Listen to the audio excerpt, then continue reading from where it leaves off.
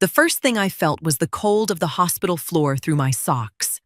The second thing I felt was my own children's voices outside that door, talking about my husband like he was already gone. My name is Maxine Whitlock. I've been married to Lonnie for 31 years. And 3 weeks ago, a truck ran a red light on Gratiot Avenue and put him in a hospital bed with more tubes in him than I could count. I'd been sleeping in that recliner beside his bed every night since the accident. That particular afternoon, my body finally gave out from under me.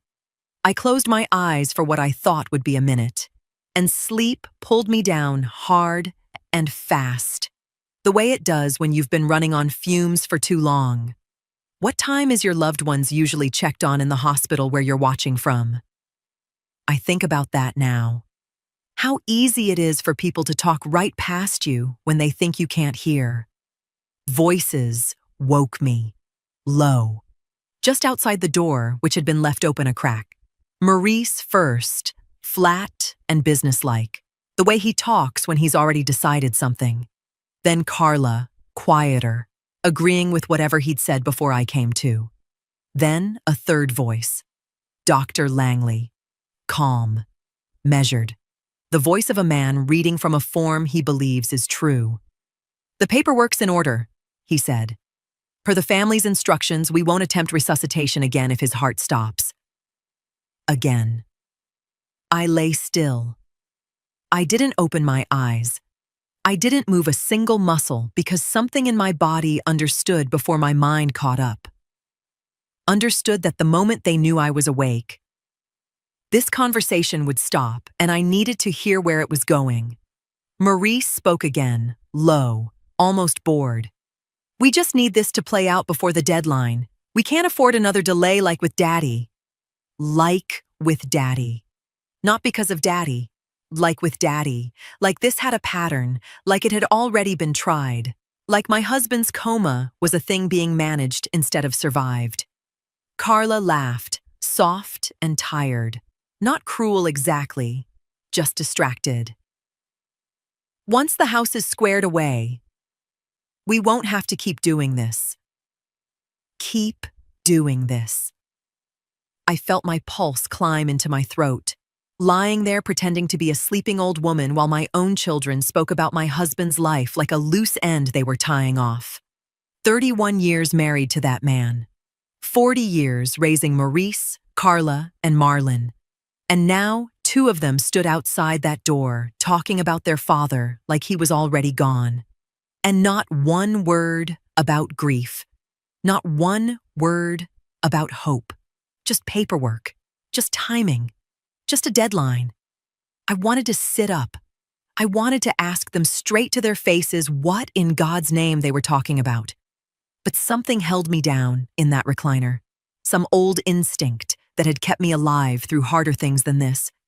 And it told me one thing, clear as day. The second they know you heard them, you stop being someone they underestimate. So I kept my eyes shut. I kept my breathing slow. I listened to footsteps move away from the door, voices fading down the hallway, until the room went quiet except for the steady beep of Lonnie's monitor. I opened my eyes to the ceiling tiles above me, my husband breathing through a machine 3 feet from where I sat, and I understood something I had never once considered in 31 years of marriage. My children weren't just letting their father die. They were waiting on something. And whatever it was, I had a terrible feeling I wasn't just his wife in this story anymore. I was next. I didn't sleep that night, not because of grief this time, because of arithmetic. I kept doing the math in my head, over and over, trying to make the timeline fit. Lonnie's accident happened on a Thursday. I was at the hospital by Thursday evening, sitting right there in that recliner before the sun went down. So whatever Maurice and Carla had filed, whatever Dr. Langley had read off that form, it had to have happened fast. Faster than grief allows a normal family to move. By morning, I'd made a decision. I wasn't going to ask Maurice anything. I wasn't going to ask Carla either. I was going to ask the hospital directly, the way any patient's wife has every right to do. I found the records office on the second floor and asked for copies of everything connected to Lonnie's care, including any legal authorizations or court documents the hospital was relying on for medical decisions. The young woman behind the desk didn't blink. She printed the packet without a second thought, like it was the most ordinary request in the world. I sat in my car in the parking garage before I even opened the folder. Something in me already knew I wasn't ready to read it standing up. The first pages were routine, admission notes, treatment updates, the kind of language doctors use that doesn't mean much to regular people. Then a court order attached to the file stopped my hand cold. Emergency temporary medical guardianship. Granted to Maurice Whitlock. Effective the day after the accident. I read the justification twice to make sure I wasn't misreading it. Spouse unavailable and unable to be contacted at time of emergency filing. Unavailable. I sat there with that word in my lap like it was something venomous. I had not left that hospital in 3 days. I had not turned my phone off once. I had answered every single call, every nurse, every update, every single time someone needed me to sign something or confirm something. There was no hour, no minute where I had been unavailable. So who told the court that I was? I flipped back through the attached paperwork, looking for a name, a signature, anything that would explain where that statement had come from. There it was, small, almost easy to miss. Supporting statement received from hospital personnel confirming spouse unavailability. A statement from someone at that hospital, made on my behalf, without my knowledge, saying something I never said. My hands were shaking by the time I closed the folder. Not from sadness anymore, from something colder, something sharper, the kind of feeling that creeps up your spine when you realize the ground under you isn't solid the way you thought it was. Maurice didn't just move fast. Maurice had help. Someone inside that hospital had provided information convincing enough for an emergency order to be granted before anyone bothered verifying whether it was true. I thought about Maurice's voice through that door yesterday, calm, certain, like a man checking items off a list. I thought about how easy it had all gone for him. Too easy for something this serious. I sat in that parking garage a long time, staring at a single sentence on a document that didn't belong to the truth of my life. Someone had spoken for me. Someone had lied for me. And whoever it was had done it well enough that nobody, not the hospital, not the court, not my own children, thought to ask me a single question first. I needed to know who that statement came from. Because if somebody could invent my absence once, there was nothing stopping them from doing it again. I went back to that folder 3 times before I found what I was looking for. The 4th time, I almost missed it again. Tucked at the bottom of the guardianship order, beneath the judge's signature line, was a smaller line I'd skipped past every time before. Case witness statement provided by Renata Sloan. I sat with that name for a long moment, turning it over like a stone I was checking for sharp edges. Renata Sloan. 31 years married to Lonnie Whitlock. 30 years of holiday dinners, hospital visits, funerals, baptisms, every cousin and co-worker and church member who'd ever crossed our threshold. And not once, not a single time in all those years, had that name ever come out of anyone's mouth in my presence. I went through the obvious possibilities first, the way anyone would. A nurse, maybe. Someone who'd simply been on shift and gotten pulled into paperwork as a formality. That happens.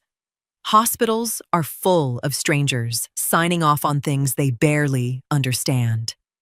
But formalities don't usually carry weight in a guardianship order. A witness statement serious enough to convince a judge that I was unreachable wasn't some passerby's signature. It was someone close enough to the situation to be believed. I thought back to that first day in the emergency room, trying to picture every face that had moved through that chaos. I remembered the paramedics. I remembered the triage nurse who'd taken my information twice because her hands were shaking almost as bad as mine. I remembered Dr. Langley, calm even then, telling me Lonnie was stable enough to be moved upstairs. I did not remember a Renata Sloan. That unease I'd been carrying since the folder first landed in my lap started shifting into something else. Not just suspicion of Maurice anymore. Suspicion of how much of my own life I'd actually been shown. 31 years is a long time to trust that you know everything worth knowing about the people closest to you. I'd never once doubted that I knew every corner of Lonnie's circle, every cousin, every old friend, every co-worker who might show up at a hospital bed in a crisis. But here was a name with enough authority to alter a court's decision, and it belonged to no one I had ever met. I didn't tell Maurice. I didn't tell Carla. I wrote the name down on a scrap of paper and folded it small enough to fit in the bottom of my purse, the way you hide something you're not ready to look at too long. For 2 days, I carried that name around like a splinter under my skin, asking it silent questions every time I sat in that recliner beside Lonnie's bed. Who are you? Why does a judge believe you? Why has nobody in this hospital said your name to my face? It was the 3rd day, standing in line at the hospital cafeteria, that I got my answer. A woman walked past me in scrubs, a lanyard swinging against her chest. Badge turned just enough for me to catch the print before she disappeared through a door marked Administration. Renata Sloan, Patient Services Coordinator. I stood there with my tray in my hands, the noise of the cafeteria going soft and far away, because the name on a stranger's court statement had just walked past me wearing a hospital badge. She wasn't a stranger to this building at all. She worked here. I called Estelle Granger before I even left the cafeteria parking lot. My hands were still unsteady from seeing that badge, and hers was the only voice I trusted enough to call shaking. Estelle and I had known each other since our daughters were in diapers, back when we both worked downtown and carpooled to save on gas.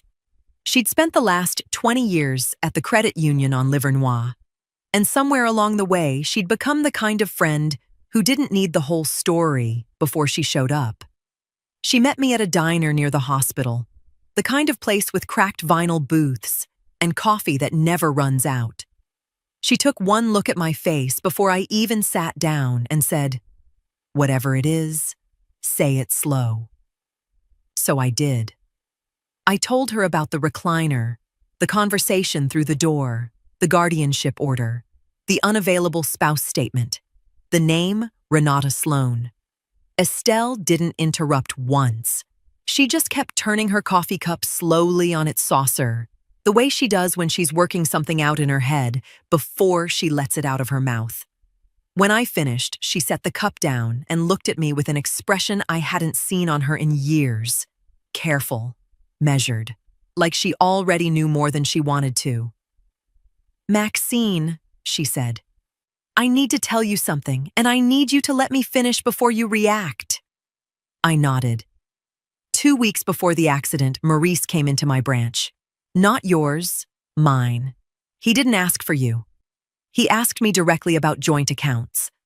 Wanted to know what kind of authority a family member would need to help manage finances during a medical emergency. I felt my stomach drop somewhere near the floor of that diner. "Before the accident," I repeated slowly, making sure I'd heard her right. "Before," she said.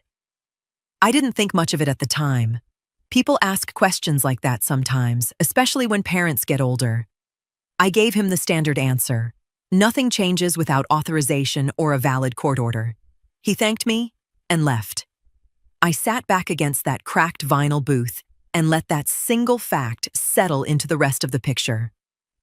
Maurice hadn't started asking questions after Lonnie landed in a hospital bed. He'd been asking them before. "There's something else," Estelle said, lowering her voice. "A few months ago, Morris asked me whether I knew any lenders willing to work with small business owners who were having cash flow problems. I didn't think much of it then either. Looking back now, I think he may have been in more financial trouble than he was letting people know." A struggling business. A pre-accident inquiry about my accounts. A temporary guardianship built on information I knew wasn't true. None of it felt random anymore. It felt like pieces of something built on purpose, one quiet brick at a time, long before I ever closed my eyes in that recliner. Estelle reached across the table and put her hand over mine, the way she used to when our girls were small and the world felt too big for either of us to carry alone. "Maxine," she said, "I think your son has been trying to position himself inside your business for a while now. And I think this accident gave him an opportunity he wasn't expecting." I looked at her hand on mine, steady where my own had been shaking for days, and I understood that whatever paranoia I thought I might be drowning in wasn't paranoia at all. It was instinct. It had been right from the very first night, and Estelle wasn't finished. "One more thing," she said. "The branch manager mentioned somebody came in recently asking questions about your accounts. They didn't receive any information, and they weren't authorized to receive any information. Nobody broke any rules. But hearing everything you've told me today, it suddenly feels a lot less innocent than it did at the time." I sat there staring at my coffee. Because for the first time, it felt like Morris's interest in our finances hadn't started after the accident. It had started long before it. I practiced my own face in the visor mirror before I walked back into that hospital room. Soft eyes, slow blinking. The look of a woman who'd cried herself past the point of sharp thinking. It wasn't hard to fake exhaustion. I had plenty of the real thing to draw from. What took effort was hiding everything underneath it. The names, the dates, the account Estelle said someone had tried to access without me there. Maurice was already in the room when I walked in, standing close to Lonnie's bed with his arms crossed, the posture of a man inspecting something rather than visiting someone. Carla sat in the corner chair, scrolling her phone, barely looking up. "Mama," Maurice said, "you look tired." "I am tired," I said, and let my voice wobble just enough. Not too much. A performance overplayed is as dangerous as no performance at all. "I don't know how much more of this I can carry, Maurice." He softened, the way he always does when he thinks he's the one comforting me instead of the one I'm watching. "You don't have to carry it alone. That's what me and Carla are here for." I let that sentence sit in the room without responding to it, because there was nothing true underneath it that I could agree with out loud. "Have they said anything new?" I asked, keeping my tone slow, a little lost, the way grief is supposed to sound. "Same as before," Maurice said. "Dr. Langley's keeping an eye on him." I nodded slowly, like that answer satisfied something in me, when really I was counting the seconds since I'd seen Renata Sloane's badge, counting the days since Estelle's warning, counting everything Maurice didn't know I was holding on to. Carla finally looked up from her phone. "You should go home and rest, Mama. You're no good to anybody running yourself into the ground like this." There it was, soft as cotton, sharp underneath. Go home. Stop watching. Stop being here long enough to notice anything. "I can't leave him," I said, letting my eyes drift toward Lonnie's bed, voice catching just enough to sound like it wasn't a choice I was making on purpose. "Not yet." Maurice exchanged a look with Carla, quick, the kind two people share when they've already discussed something without me in the room. I caught it without letting my face catch it. Then Maurice's voice changed, just slightly. Casual, almost too casual. "Mama, when's the last time you talked to Estelle?" The question landed like a stone dropped straight down a well, and I felt the splash all through my chest before I let any of it touch my face. I kept my eyes soft. I kept my shoulders tired. I let 2 full seconds pass before I answered, because answering too fast is its own kind of confession. Estelle? Lord, it's been a minute, I said, waving a hand like the question barely registered. Why? You run into her somewhere? Maurice watched me for a beat longer than a casual question requires. I held my face exactly where I'd practiced it in that visor mirror. Tired, soft. A woman with nothing sharp left in her. No reason, he said finally. Just thought I saw her car near your place. I said, and let my attention drift back toward Lonnie's monitor like the conversation had already left my mind. But it hadn't left my mind. Not even close. Maurice didn't ask a question like that by accident. He was watching me as closely as I was watching him. And for the first time since this started, I understood that my recliner wasn't the only place in this story where somebody was pretending to be asleep. I noticed Marlon before he noticed me. He was standing near the nurse's station, shoulders pulled in tight, watching Maurice argue with a charge nurse about visiting hours, like the rules didn't apply to him. Marlon's always been the quiet one. Growing up, he was the child who noticed things and said nothing, the one who'd rather disappear into a room than draw attention inside it. Watching him now, grown, still doing the same thing, I felt something close to pity mixed with worry. Maurice's voice carried down the hall. I have temporary guardianship. If decisions are being made about my father's care, I need to be involved. The nurse said something I couldn't make out. Calm and even, the way they're trained to stay no matter how loud a family member gets. Marlon flinched at the word guardianship, just slightly. A small tightening around his eyes that most people wouldn't catch. But I'd spent 30 years learning every one of my children's faces, and I caught it clean. I walked up beside him slowly, the way a tired old woman walks, and put my hand on his arm. You good, baby? He looked at me like he was surfacing from somewhere deep. Maurice has been like this for days, Mama. Snapping at everybody, pushing people around. It's not like him. Grief does things to people, I said softly, watching his face instead of my own words. It's not grief, Marlon said quieter, almost to himself. It's something else. I didn't push him. Pushing too hard on a half-open door tends to close it. I just stood there beside him, letting the silence do the work. Silence does best. After a moment, Marlon shook his head like he was trying to dislodge something. He's been on the phone constantly. Lawyers, I think. Maybe people connected to the hearing. Every time I walk into the room, he ends the call. That landed somewhere deep in my chest. Maurice had cut Marlon out the same way he'd cut me out, just with different tools. Me, with paperwork and lies.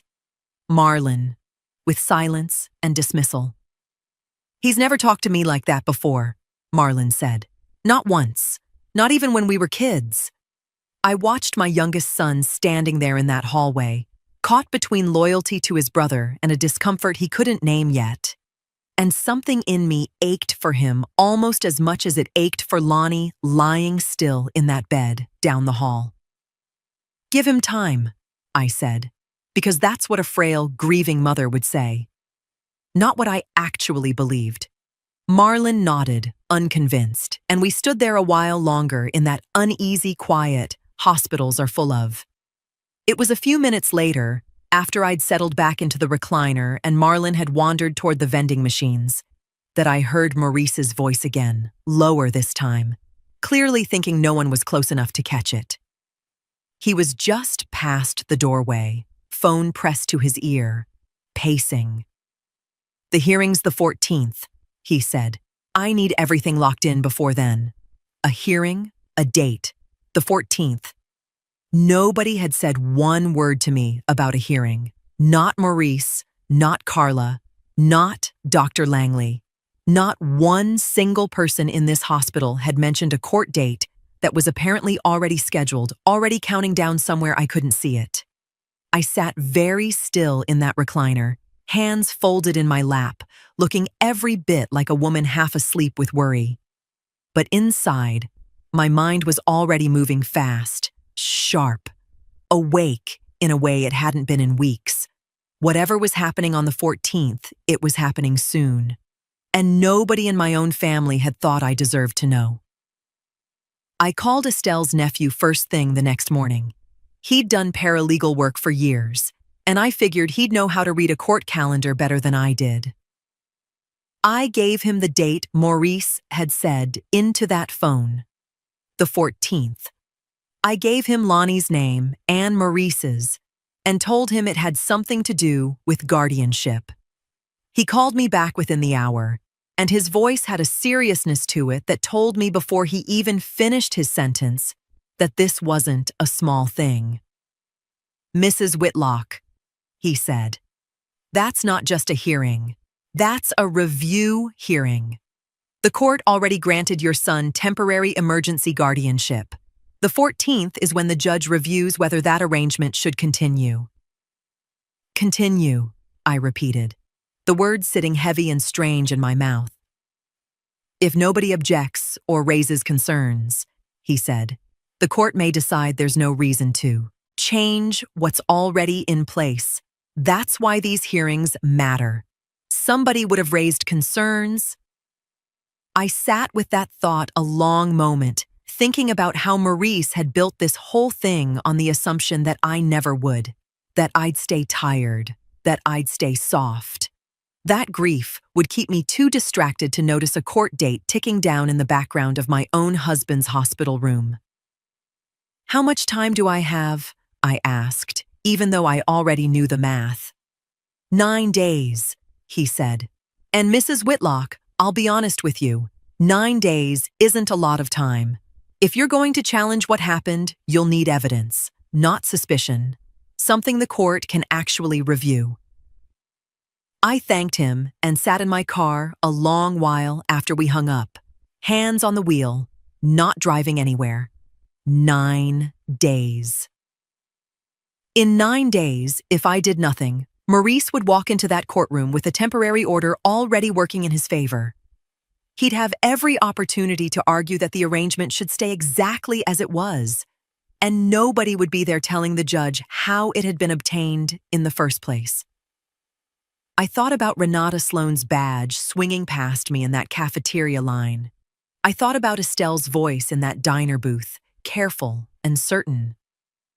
I thought about Marlon's face in the hallway, flinching at a word he didn't fully understand yet. I thought about Maurice's voice through that hospital room door on the very first night, calm as anything, saying, "We just need this to play out." He hadn't been talking about Lonnie's recovery. He'd been talking about this, about the 14th, about a deadline he'd built quietly while I sat beside my husband's bed, thinking my only job right now was to grieve. Something in my chest shifted then, hard and certain, like a key turning in a lock I hadn't known was there. I wasn't angry the way I'd been angry that first night, shaking and frightened in a recliner. This was a different kind of anger, colder, steadier, the kind that doesn't shout because it's already busy making a plan. 9 days to prove that statement about me wasn't true. 9 days to find out who Renata Sloane really was and why her name sat on paperwork that had changed everything. 9 days to turn whatever I had into something a judge could actually weigh. I started the car, and for the first time since that first night in the recliner, my hands weren't shaking at all. But 9 days was barely anything. And I still didn't have a single piece of proof strong enough to stop what was already in motion. Estelle called me before 9 the next morning, and her voice had none of its usual calm in it. "I made some calls," she said. "Quiet ones. Nothing official. Just people who know people in that hospital's billing and admin offices. You're not going to like what I found, but you needed to know it before you walked back in that building today. Tell me, I said. Renata Sloan has worked patient services at that hospital for 6 years, Estelle said. Good reputation on paper, polite, efficient. The kind of woman who knows where every form goes and which signature makes things move faster. That alone made my stomach tighten. Does anybody know why her name would be on Lonnie's paperwork? Not directly, Estelle said. But her name has come up before around family authorization forms. Nothing proven. Nothing anybody wanted to put in writing. Just enough concerns that when I asked carefully, people didn't act surprised. I sat down slow on the edge of my bed, the room tilting just slightly around me. Concerns about what? About paperwork. Moving too quickly when Renata is involved, Estelle said. Families confused about who approved what. Questions that never seem to get answered clearly. Small things. The kind of small things that usually die because nobody has the strength or money to keep pushing. Fury moved through me slow and heavy, like something rising from the bottom of dark water. So, she's done this before. Maybe not this, Estelle said. And I need you to hear me clearly, Maxine. Nobody I spoke to accused her of anything. What they're describing is a pattern of questions, not proof. I closed my eyes. A pattern. That word was starting to follow me everywhere. There's more, Estelle said. One person remembered seeing Maurice near the administrative offices around the same time all this paperwork was moving through. That doesn't prove anything either. Families go in and out of those areas for legitimate reasons every day. But hearing everything you've told me, it stood out.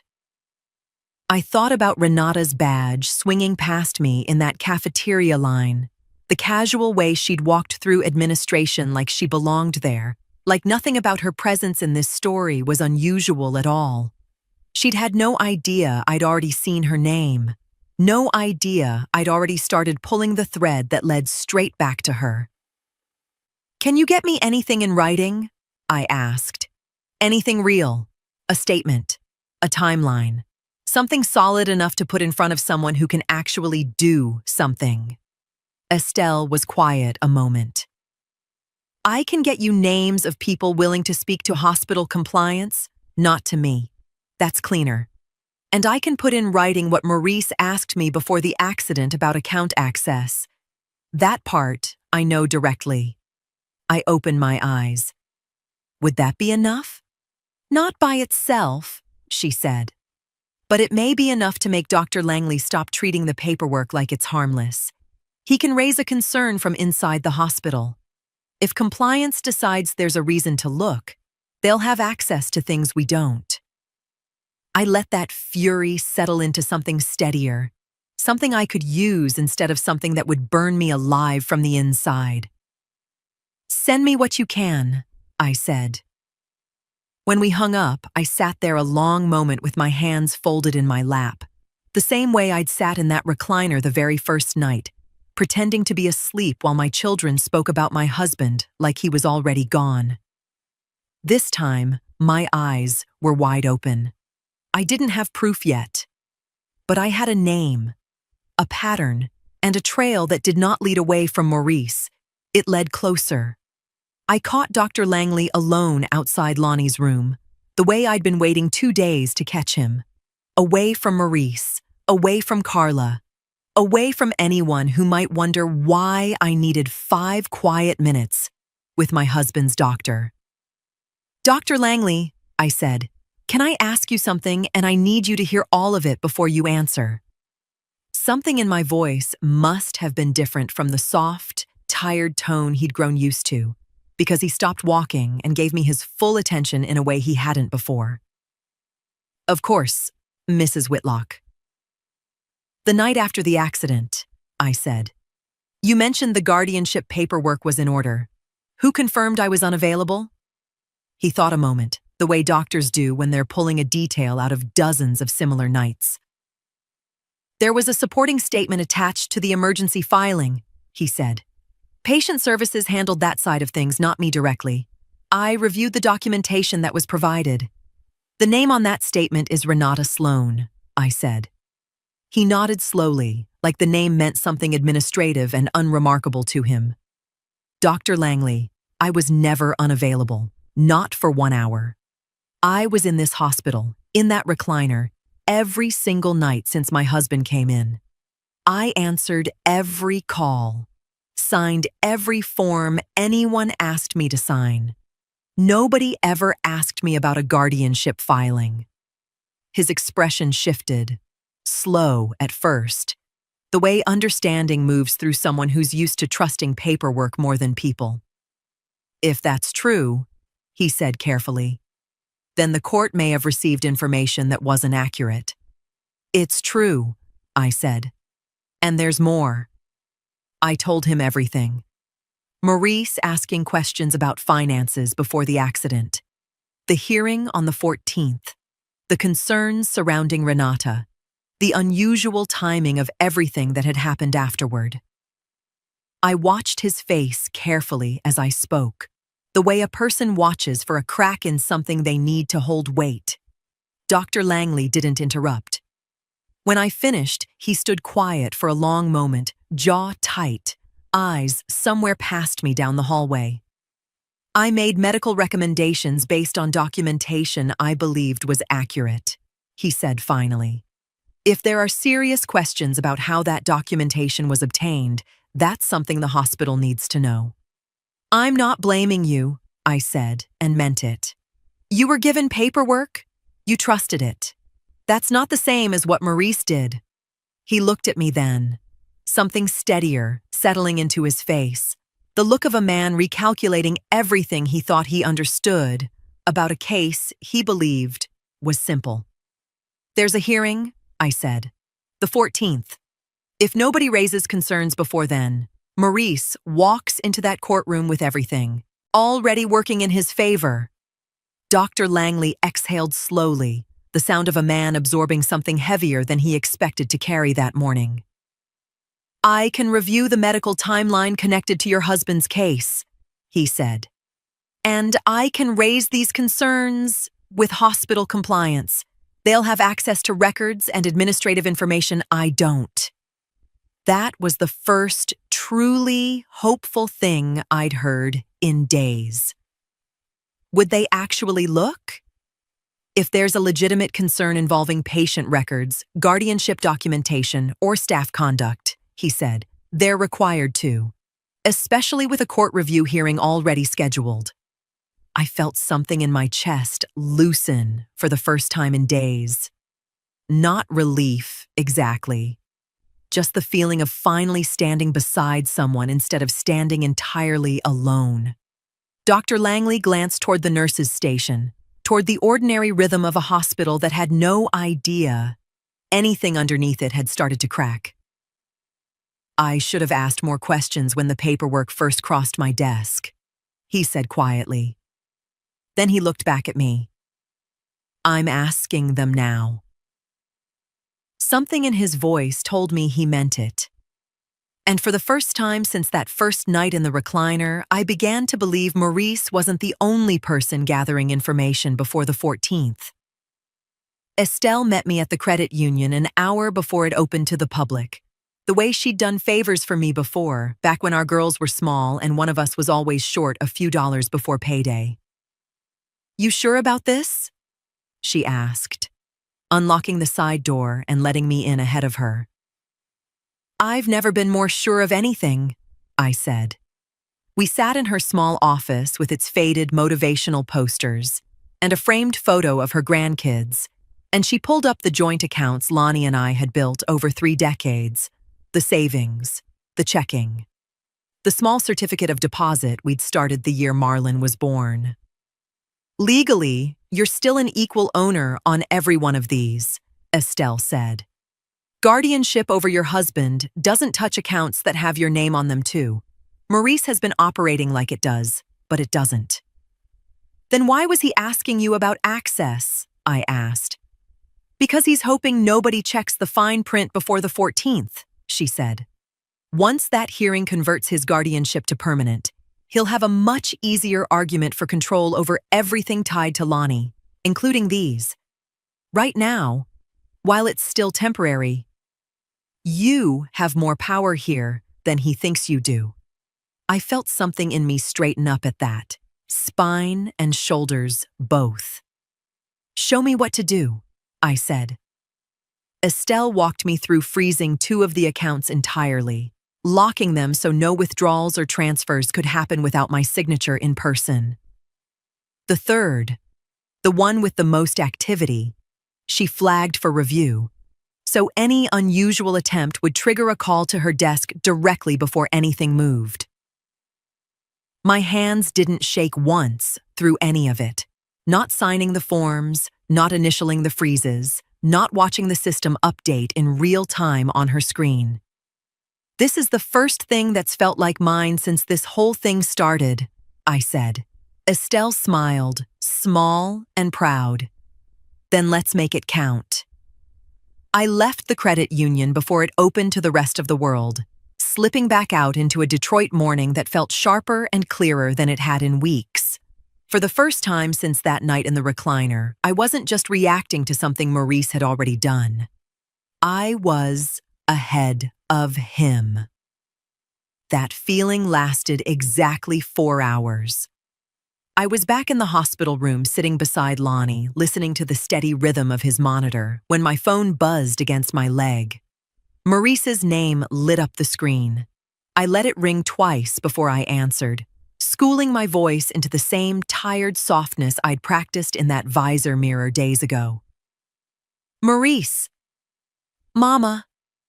His voice was tight, clipped, missing its usual calm certainty. Did you do something to the account? What account, baby? I asked, keeping my tone slow, a little confused, exactly the woman he believed I was. The checking account. I tried to set something up for Daddy's care and it got declined.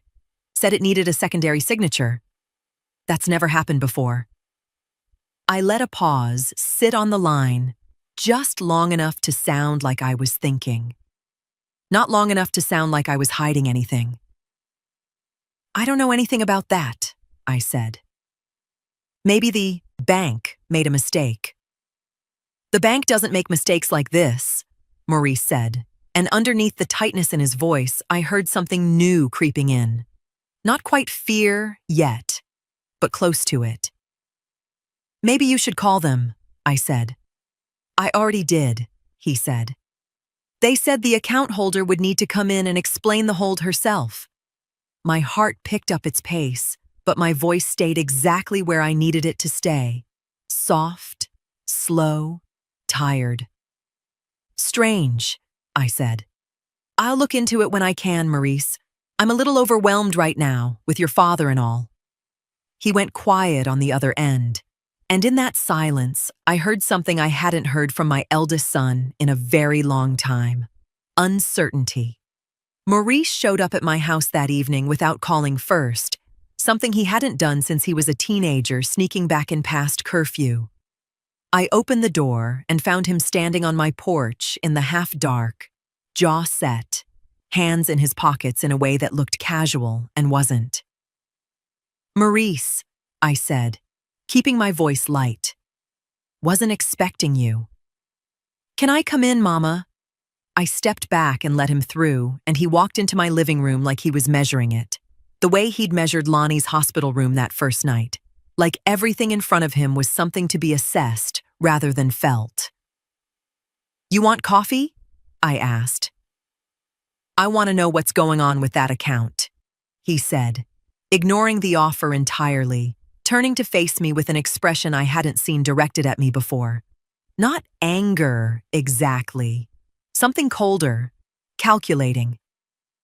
I told you, baby. I don't know anything about it.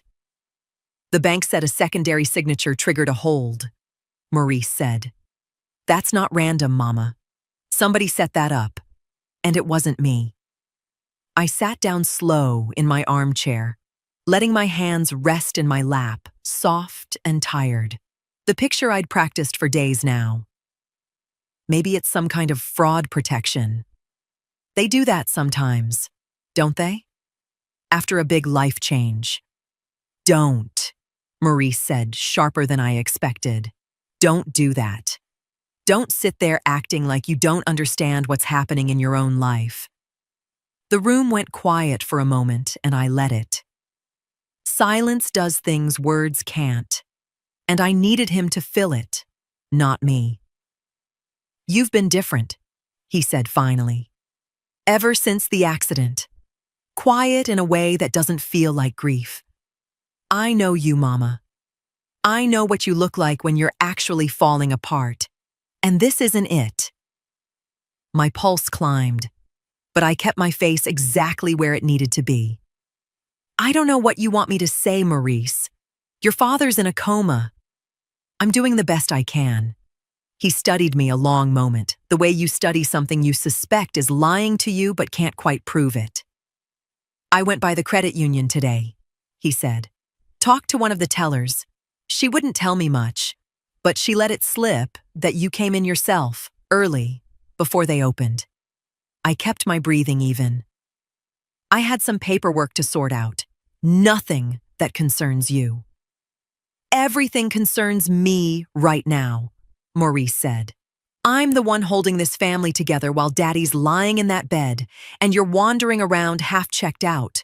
The least you could do is not work against me. Work against him. As if protecting myself was some kind of betrayal. I'm not working against anybody, I said, soft, careful, watching him watch me. Maurice leaned forward slightly, voice dropping into something quieter, almost gentle, which somehow made it worse. I just don't want anybody filling your head with things that aren't true. People who don't understand what's really going on. People who might have their own reasons to stir up trouble. Like who? I asked before I could stop myself. He held my eyes for a long beat, and something in his expression shifted into a small, knowing smile that didn't reach the rest of his face. Like Estelle Granger, he said.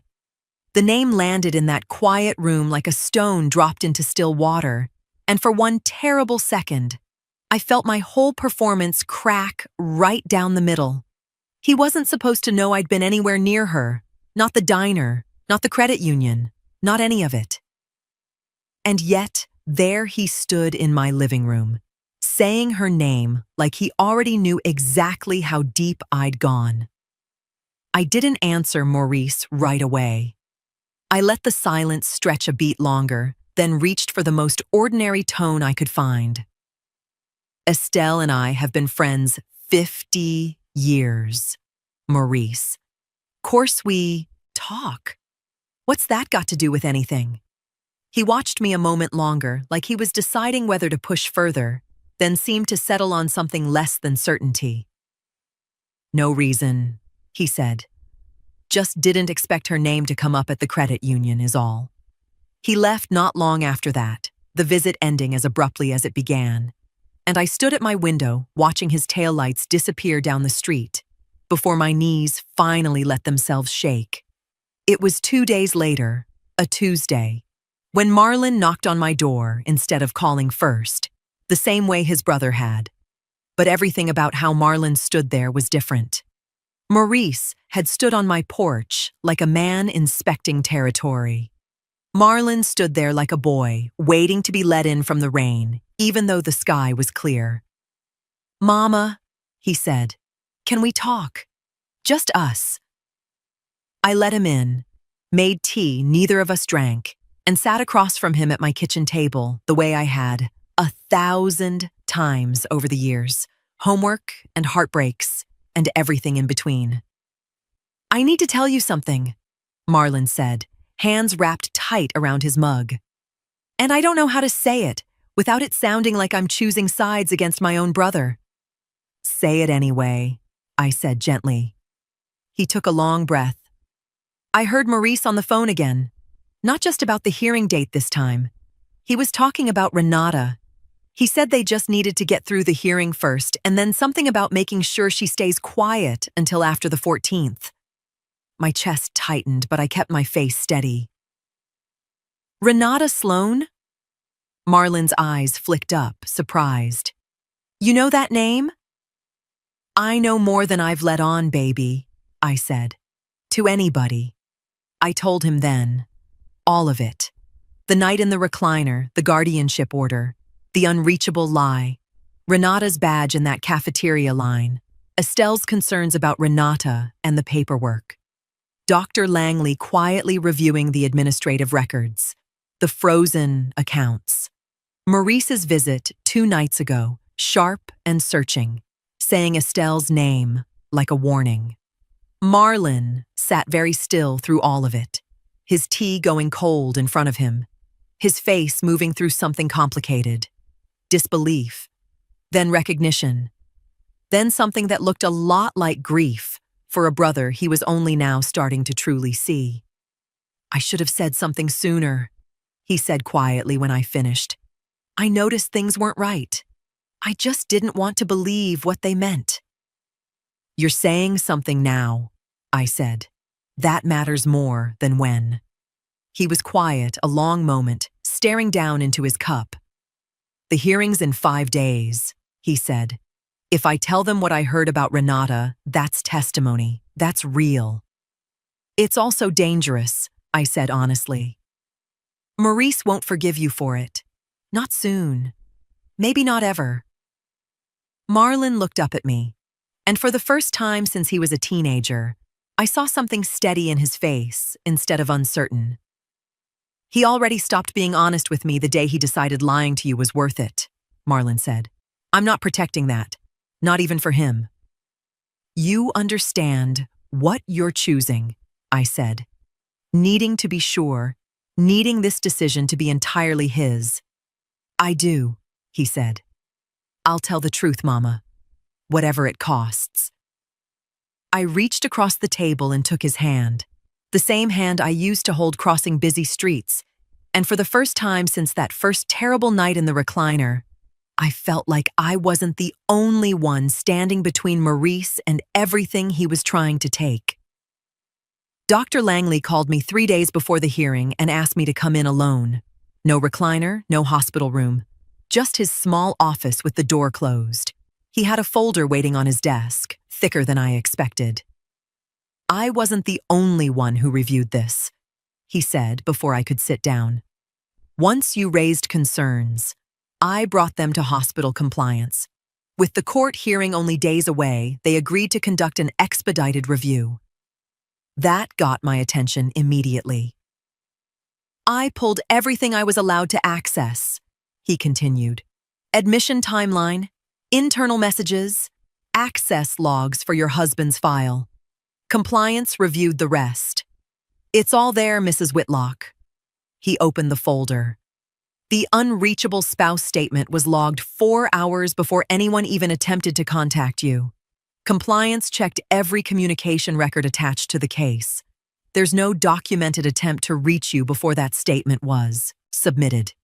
I sat with that a moment, the confirmation landing heavier than I expected, even though I already knew the truth underneath it. There's something else, he said, sliding a printed page across the desk. It was an access report. Renata Sloan accessed your husband's file multiple times outside her normal administrative workflow. She also pulled emergency contact information the same day Maurice was seen in the administrative wing. Hours apart. Standing alone, that might not prove anything. Combined with everything else, it's a pattern. I looked at the page a long moment, then up at him. Will this be enough? Combined with the other evidence, it should be enough to justify a challenge, Langley said. A judge doesn't need a confession to recognize a suspicious chain of events. We spent the better part of that afternoon organizing it all. Estelle's documentation showing Maurice's pre-accident inquiries about account access, the timeline surrounding the guardianship filing, the compliance records, the access logs, and a written statement from Marlon describing what he'd overheard Maurice say on the phone about getting through the hearing and making sure Renata stayed quiet until afterward. Estelle met us there an hour later with her own folder, color-coded the way she organizes everything, dates highlighted, documents tabbed. "I called a lawyer friend this morning," she said. "She's agreed to file a formal objection to the guardianship before the hearing. It needs to be in the court file before the 14th. "Why before?" I asked. "Because judges take documented concerns more seriously when they're reviewed ahead of time," Estelle said. "If this is filed beforehand, the court has time to examine it. That's evidence. A same-day surprise can look like panic." I thought about Maurice's voice through that hospital door, calm and certain, weeks ago now, talking about timing like it was the only thing that mattered. He'd built his entire plan on speed and silence, moving fast before anyone noticed, staying quiet so no one had reason to ask questions. We were doing the same thing now, just aimed back at him. Marlon signed his statement with a steady hand, no hesitation, though I caught the tightness around his eyes that told me he understood exactly what this would cost him with his brother. "You don't have to do this," I told him quietly, one more time, needing him to know the door was still open. "I know," he said. "I'm doing it anyway." By that evening, Estelle's lawyer friend had everything filed. The compliance findings, the access logs, the financial documentation concerning Maurice's pre-accident inquiries, Marlon's statement, and a formal request for the court to review the original guardianship order before considering any extension. I drove home that night with my hands steady on the wheel, the same hands that had shaken so badly days before. Something had shifted in me completely since that first night in the recliner. I wasn't the woman pretending to be asleep anymore. I was the woman who'd built a case while everyone around her assumed she was too tired, too soft, too grief-stricken to notice anything at all. The morning of the 14th came clear and cold over Detroit. I dressed carefully, plainly, and drove to the courthouse with Marlon beside me, Estelle and Dr. Langley arriving separately just behind us. We were already seated in that courtroom, evidence filed, witnesses ready, when Maurice and Carla walked in together, heads high, talking quietly between themselves like people expecting a formality. Neither of them so much as glanced our way. They had no idea what was waiting for them in that room. The judge called the case quietly, the way these things always start, like nothing inside that folder on her desk could possibly upend a man's whole life.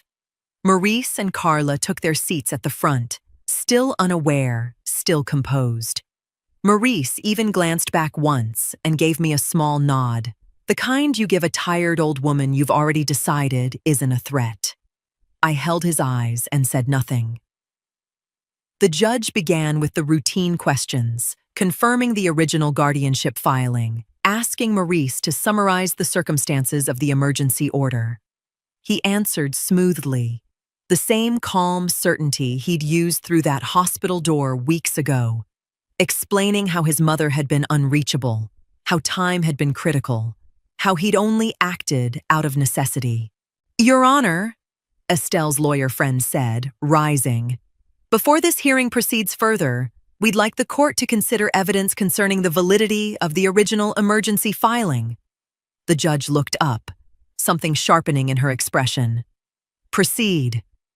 What followed didn't feel real, even though I'd helped build every piece of it.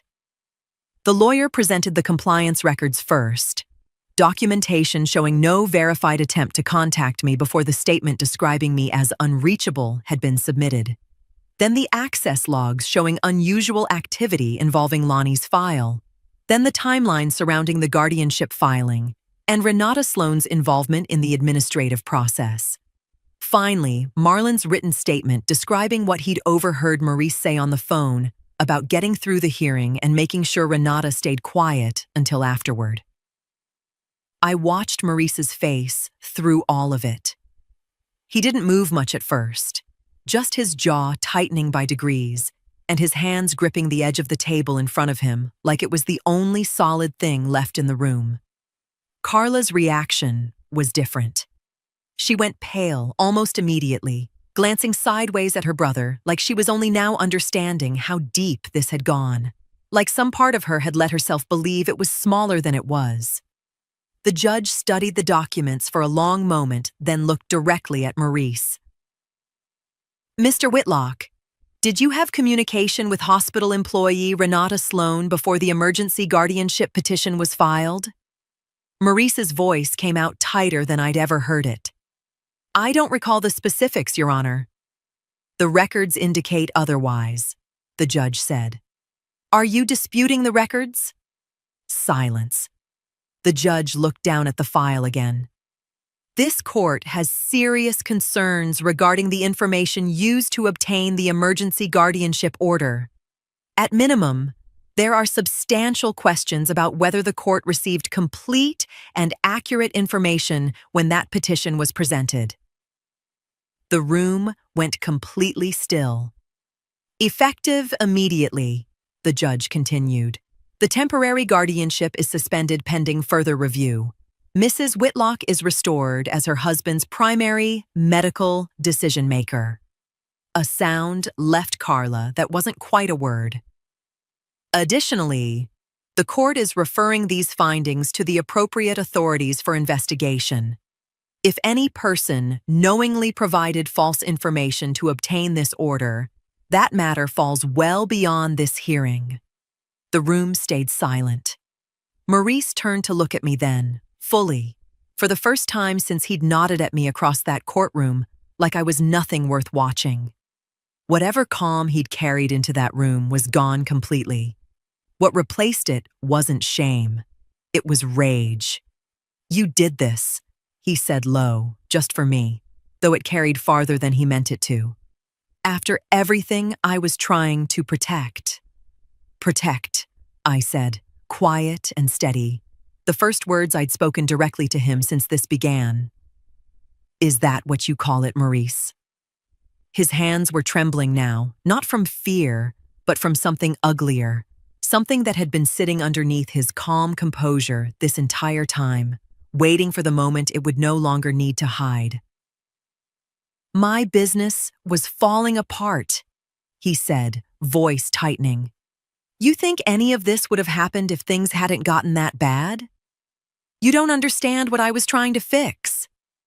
The bailiff near the door shifted a step closer, and in that single sentence, in the way his eyes never softened, never once reached for sorrow or apology, I finally understood exactly how far my son had been willing to go, and exactly how little of it had ever truly been about his father at all. 3 weeks passed between that courtroom and the morning everything finally settled into something I could call peace. The guardianship order was formally vacated not long after the hearing. Investigators spent the following weeks reviewing the paperwork, the hospital records, and the circumstances surrounding how the emergency filing had been obtained. Maurice eventually faced fraud-related charges connected to the false information used during the guardianship process.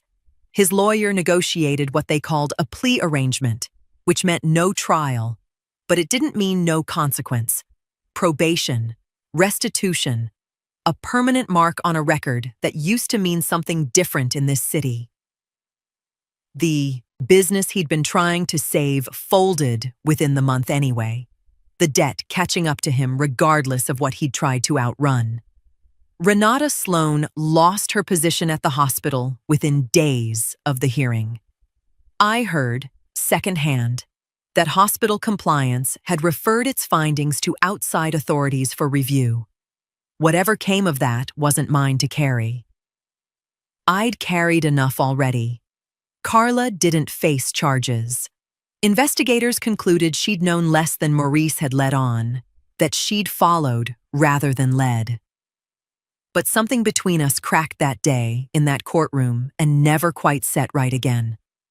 She came to see Lonnie twice after that. Quiet, careful, like a stranger visiting a house she used to live in. We were polite to each other. Politeness was as far as either of us could reach. Marlon was the one who stayed close. He drove me to every appointment, sat with me through every update, and never once asked me to forgive his brother on his behalf. I keep thinking about what made him like that, he said one evening. sitting beside me in that same recliner where everything had started. Some people see family as something to protect, I said. Others see it as something to use. I don't know when Maurice crossed from one to the other. Maybe I never will. Lonnie's eyes opened on a Thursday morning, 4 weeks after the accident, slow and unfocused at first, then settling on me with a clarity that brought me out of my chair before I even realized I was standing. He didn't remember much of those weeks. The doctors said that was normal, that the mind protects itself from things it isn't ready to hold. I told him small pieces, gently, over many days, watching his face carefully each time, deciding what he needed to know now and what could wait. He cried when I told him about the guardianship. Not for himself. For me, sitting alone in that recliner, carrying all of it without waking him to share the weight. You should have had help, he said. I got help, I said, just not from where I expected it. Estelle visited often during his recovery, the two of them swapping old stories from decades neither of us could believe had passed so quickly. Dr. Langley checked in personally more than his schedule required, something in him clearly needing to see Lonnie improve, needing proof that trust rebuilt could hold weight again. Word moved through our church and our block the way it always does in Detroit. Quiet at first, then steady, until most everyone who mattered to us understood some version of what had happened. Nobody asked me to explain the rest. They simply treated me differently after that. Not with pity. With a kind of respect I hadn't realized I'd been missing my whole life. The respect people give you when they finally see what you're capable of holding without breaking. I sit in that recliner, sometimes still. Not from exhaustion anymore. Just from habit. Watching Lonnie sleep peacefully beside me instead of fighting for his life. I think about that first night often, how close I came to staying asleep, to missing every word that saved us both. I wasn't just a tired old woman in that chair. I was the one thing my children forgot to plan for.